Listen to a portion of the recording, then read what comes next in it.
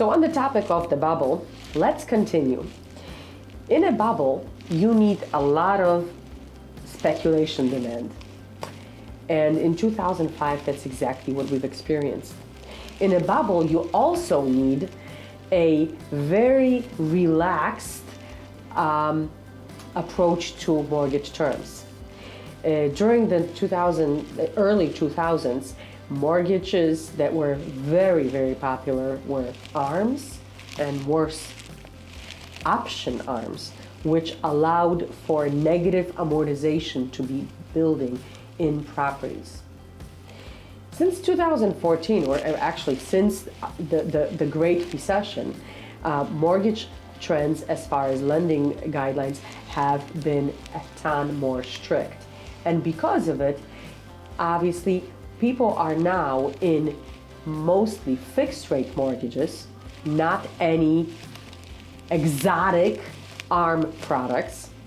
Also, on average, people right now have mortgages with a minimum credit score of, on average, again, 660 points. Back then, a 500, a 480 credit score got a mortgage. Since there was an appetite in the investment community to buy mortgage-backed securities,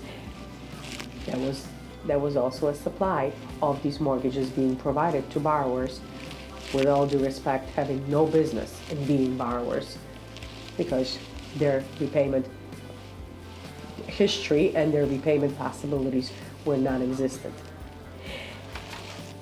In other news, going back to last week, housing starts were down, and were down substantially more than what the economists have anticipated, because they were down 7%.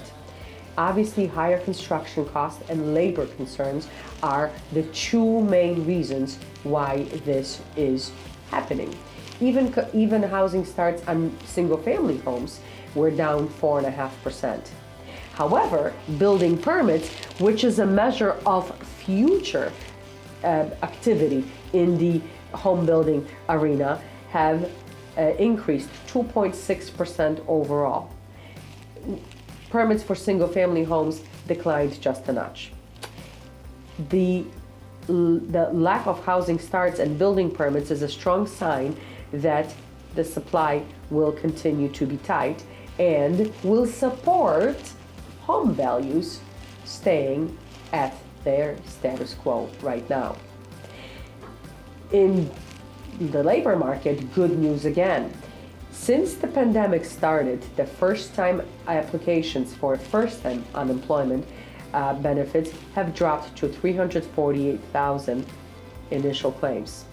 The number of people continuing to receive unemployment claims, those standard and the extended ones, are now total to 11.7 million in the country, and that is already 312,000 people less.